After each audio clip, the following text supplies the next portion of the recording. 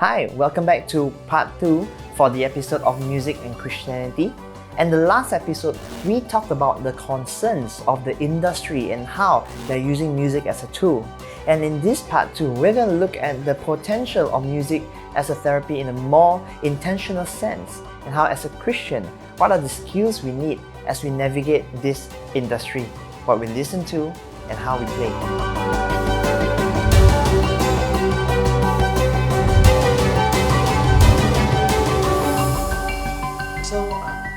One thing you mentioned, which I draw from you, which was a bit scary for me, and you tell me what you think, right?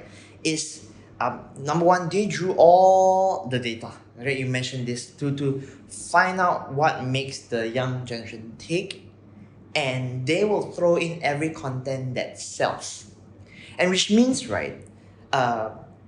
We are under this monetary system, all about profit making and making the rich richer. That's number one. This is what I'm drawing from you. And the second is that which means, right, whatever content you're watching, right, the ultimate value system of that music, video, of that song has to do with the fact that it's gonna sell.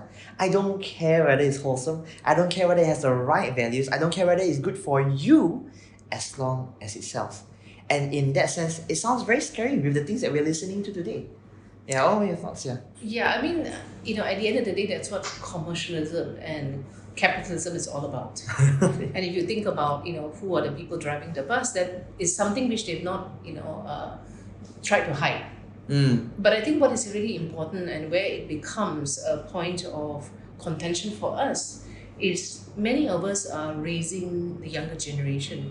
We are raising children within families, and we worry about how these alternative truths that are out there are potentially forming and shaping their sense of self-worth and identity. And I think one of the challenges, and I speak as a parent myself, is we are getting busier and busier in our lifestyle. And work lifestyle is so demanding that very often we may not have as much time as we like to spend with our kids, to nurture them and also help to develop their foundation. And Satan knows that.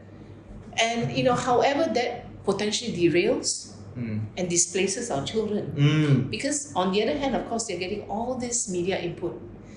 And there's so much that's happening right now in the celebrity world. I don't subscribe to be a fan of Justin Bieber. Nothing personal against him. He's just not my generation. Although he has converted, right? He did, but what has recently happened, and this is how the media works, this whole fallout that his wife, Hailey Bieber, and Selena Gomez is having, how come I know about it? It's not because I went looking up the news. It's because it's there every day when I switch on my browser, I'm going to work. And it sells. So all these messages are coming and permeating our own personal space in ways that I think as adults, we probably have more agency to decide whether we want to tune in or tune out, or we need to get to work. But with kids who are so impressionable, and all these things are entering their world in a way that are also trying to define them and trying to shape their values. That's where it becomes very dangerous. And for me, to some extent, I think it's quite important for us as parents to be aware, but also to take this as something which is an important matter of engagement. So everywhere I go, so what happened with the MTV research thing that I did, and I went to conferences and I did talks for church, because one of the things that I was privileged to do before I left for my music therapy training in the US was at that time, Elena Cook asked me whether I would go in and take this MTV session thing that I had done for my church, because I was just so worried. And I decided to do it for our church. And then from there, they actually asked, would I go into the girls' Christian camp? Because they used to run an annual girls' Christian camp. They still do, actually. And whether I would go and give a session. And so I went in and I was sharing these things. And so whether it's Christian organizations, whether it is academic conferences, because I also did this in a Malaysian Association for Music Education conference, everyone was alarmed, everyone was concerned. And I actually wrote about it in a book as well, as part of our department research. Oh wow, you have a book. Well, we all contributed. That's part of the job that we do as lecturers. Right. And you have to produce. Research. Yeah. But it was just that the encouragement I got was everybody thought this is a real issue, this is a serious issue, and not many people are aware. I just happened to come in from a music psychology perspective, and so because of that, I was able to go into the research. And so using that, I actually, came up with that article. But it was going through these conferences, these Christian churches, and they were asking for that sharing of input, that the awareness was raised. But I also see that many people, whether they come from Christian backgrounds or not, they were equally concerned. So when you shared about all of these concerns, right, I'm reminded of our one person who's doing work with the Orang Asli ministry, and he was talking about wanting to bring better internet coverage, and the Orang Asli pastor said actually trying out to. And this is the report from the Orang Asli, which I find it very scary, which was that the pastors are struggling to put the youths to their church because the Orang Asli youths do not want to leave the Wi-Fi hotspots because they want to scroll through TikTok. Sure. They don't want to leave their Wi-Fi. Means they have subjected themselves to that spot just so that they can watch those short form contents. So now you have ironed out the realities of how this has been working. You have laid before the concerns, especially for not just Christians but the world in general, right? I would like you to share, in your opinion, what can we do? And I really, really pray that you listeners take heed to the weight of this, the reality of this whole music thing. What would you suggest we do, or how can we go about it, navigating this information overload world of entertainment, right? How do you go about it? Yeah. Well, in the same way that we are struggling to deal with fake news, and we keep talking about how all these alternative versions of the truth, and some of it is just downright fabricated, is coming at us at a level where I believe, whether you're dealing with fake news on a political level, or whether you're talking about this entertainment bombardment, that media literacy is absolutely important. Media literacy is all about teaching people to engage with the media messages that are coming at them with more critical thinking, with more ability to differentiate. And I think, one of the strengths that, coming from a university background, we always talk about how there are levels of evidence, and it's really important for us to now be able to filter and to trace the source of the information. Is this something that's coming from advertisement and branding? Now, sometimes even if you scroll through Facebook, for example, they will say, this message is sponsored. So clearly there's an agenda. They're trying to sell you something. But sometimes it's not as obvious. But whatever it is, I really believe that, especially with the younger generation now, and I try to do this with my daughter, I know they're doing something about this in school, teaching them media literacy is so important. Because even as they grow up, we need to be able to discern and differentiate between all these messages that are coming our way in ways that help us to filter and make more empowered decisions. The challenge is the underlying values that drive those messages. I think this is where, whether parents are aware of it or not, it is also something that we have to take on board as part of our responsibility to engage our kids.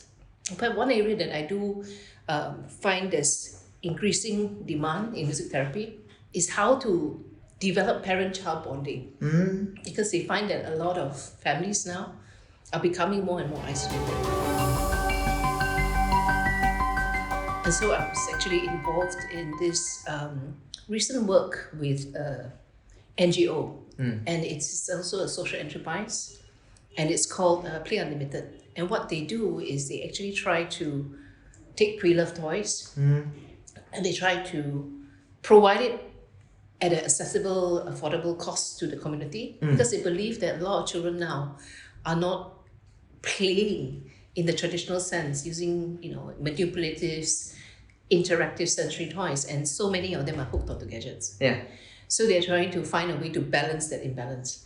But I did a collaboration with them where I was asking them, what do you see as a need? They say many parents these days, even when they bring the children over to play at the toy library that they've set up, parents will be letting the children play on their own, and then parents are on their phones. So there's not much interaction between parent and child.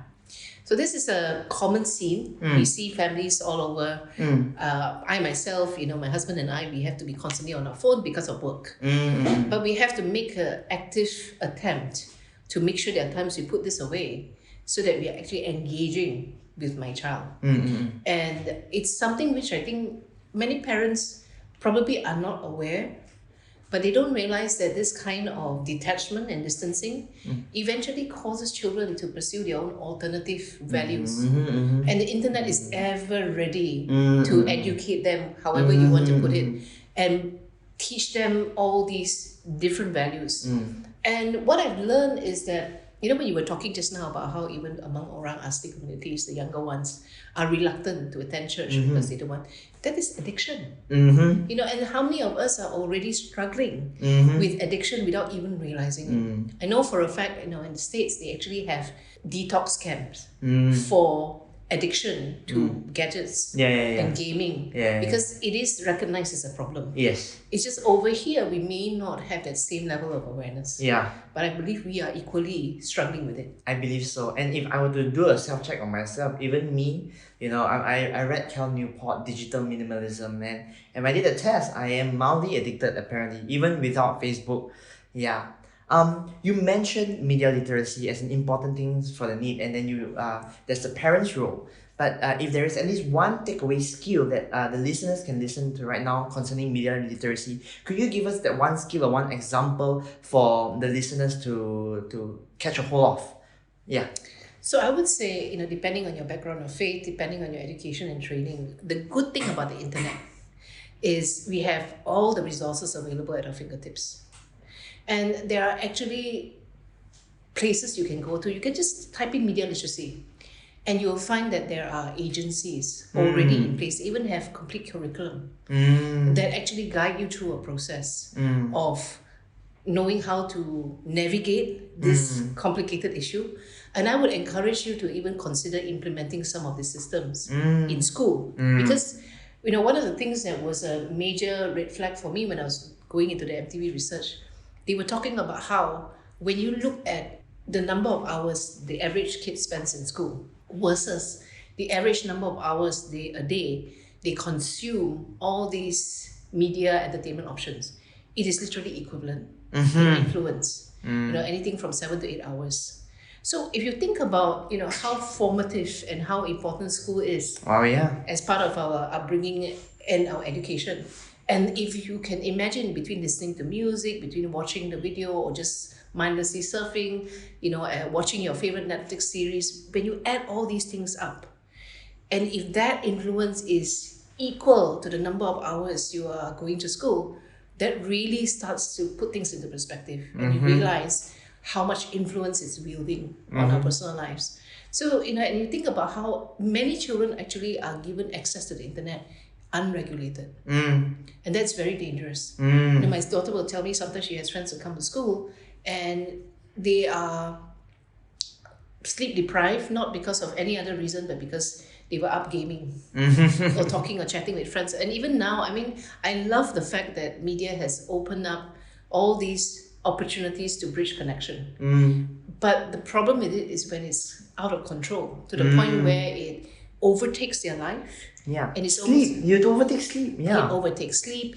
It overtakes face-to-face interaction. Yeah, because I don't need to meet up with you. I can just chat. But there is something about face-to-face interaction that also helps to develop relationship in different ways. Yeah. Because you have all these additional non-verbal cues. Correct. That when you are typing your message on the internet, you don't see your friend's face, your expression. Yeah.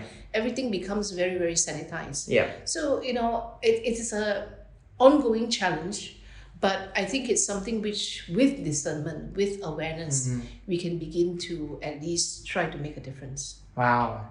Thank you so much, Doctor, for sharing. I think that's all we have for today. And as to come to a close, is there any final thoughts that you'd like to share with us? Final thoughts, yeah. I think the part that I really would like to address is, as a Christian musician and someone who's a music therapist, we've been talking a lot about the negative effects of music coming from the entertainment world, and primarily because the values driving what is happening in the entertainment world is mainly commercial. But I also come from a world of therapy, which is all about healing and hope and treatment. And the beautiful side of harnessing the use of music in that way as a form of therapy is that you can actually equip and empower people to live lives that are more fulfilling, that are more optimal, if they know how to engage in music in positive ways.